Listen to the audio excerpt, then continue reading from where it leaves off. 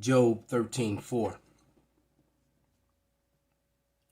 But ye are forgers of lies, ye are all physicians of no value.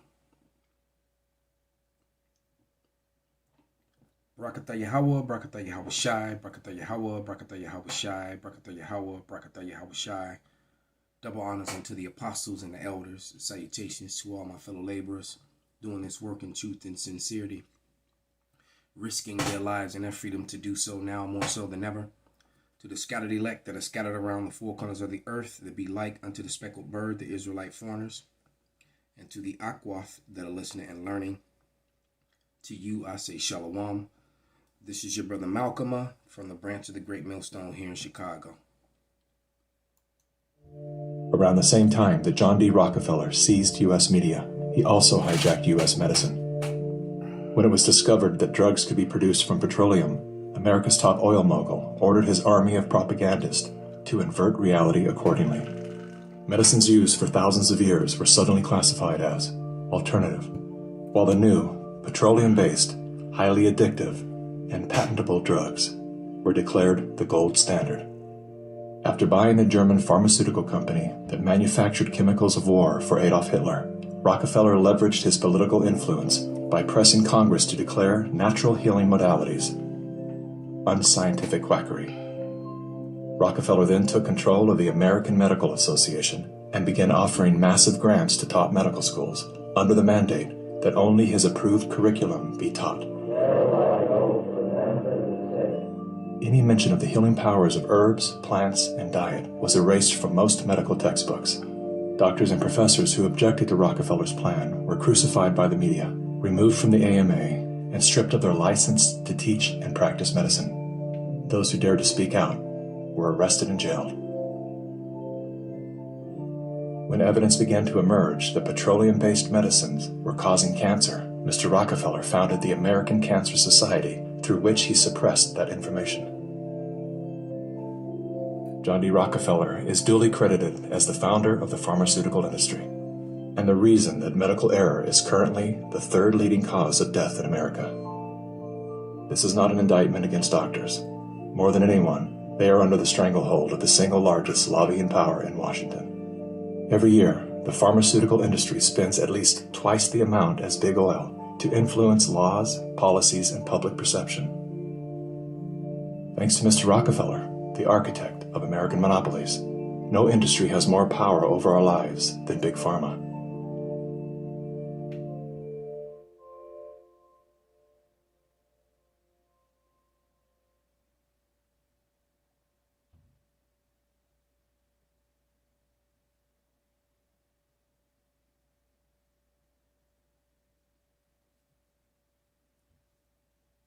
The very word secrecy is repugnant in a free and open society, and we are, as a people, inherently and historically opposed to secret societies, to secret oaths, and to secret proceedings. We decided long ago that the dangers of excessive and unwarranted concealment of pertinent facts far outweighed the dangers which are cited to justify it. Today, no war has been declared, and however fierce the struggle may be, it may never be declared in the traditional fashion. Our way of life is under attack. Those who make themselves our enemy are advancing around the globe. The survival of our friends is in danger, and yet no war has been declared.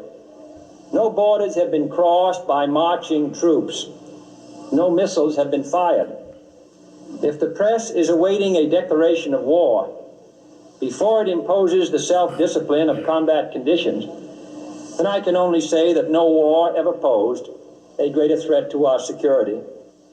If you are awaiting a finding of clear and present danger, then I can only say that the danger has never been more clear, and its presence has never been more imminent.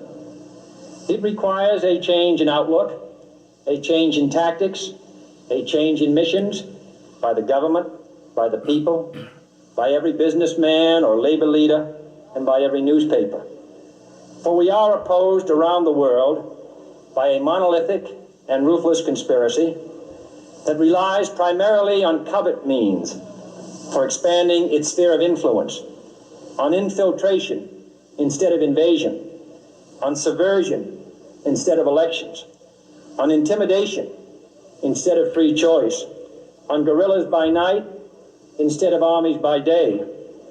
It is a system which has conscripted vast human and material resources into the building of a tightly knit, highly efficient machine that combines military, diplomatic, intelligence, economic, scientific, and political operations.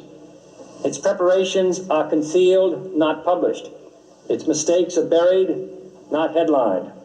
Its dissenters are silenced, not praised. No expenditure is questioned, no rumor is printed. Jeremiah 49:10. But I have made Esau bare. I have uncovered his secret places, and he shall not be able to hide himself. His seed is spoiled, his brethren, his neighbor, and he is not. Leave thy fatherless children, I will preserve them alive, and let thy widows trust in me. For thus saith Yahweh, behold, they whose judgment was not to drink of the cup have surely drunken. And art thou he that shall altogether go unpunished? Thou shalt not go unpunished, but thou shalt surely drink of it. For I have sworn by myself, saith Yahweh, that Basra shall become a desolation, a reproach, a waste, and a curse, and all the cities thereof shall be perpetual waste.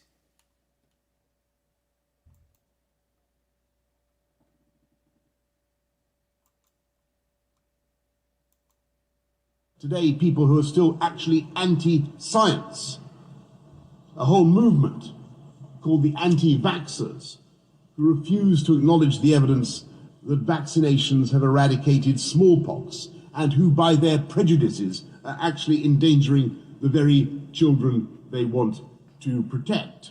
And I totally reject this anti-scientific pessimism. I'm profoundly optimistic about the ability of new technology to serve as a liberator and to remake the world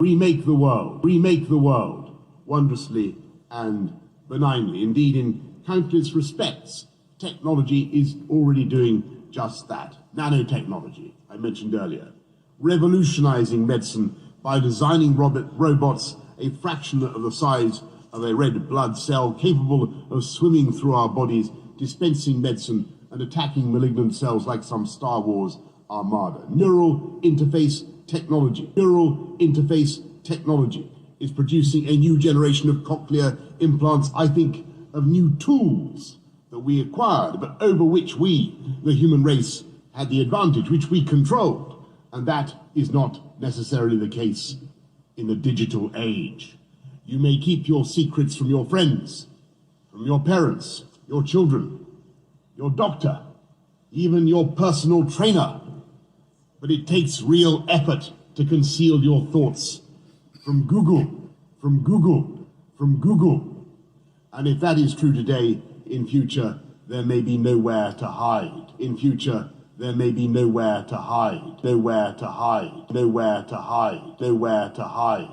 Smart cities will pullulate with sensors, all joined together by the Internet of Things. Bollards communing invisibly with lampposts. But this technology could also be used to keep every citizen under round-the-clock surveillance. 1 Timothy 6:20.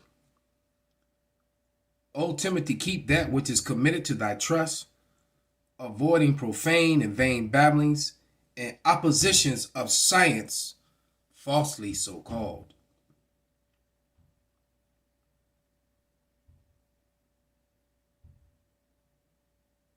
Isaiah 63:1. Who is this that cometh from Edom, with dyed garments from Basra? This that is glorious in his apparel, traveling in the greatness of his strength. I that speak righteously, mighty to save. Wherefore art thou red in thine apparel, and thy garments like him that treadeth the wine vat? I have trodden the wine press alone, and of the people there was none with me. For I would tread them in my anger, and trample them in my fury, and their blood shall be sprinkled upon my garments, and I will stain all my raiments. For the day of vengeance is in my heart, and the year of my redeemed is come. We are living in the last moments of the last days in the rulership of Esau, Edom, the so-called white man. And he's coming down with great wrath because he know that he have but a short time.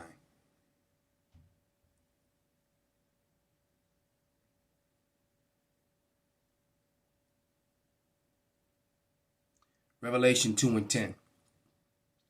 Fear none of those things which thou shalt suffer.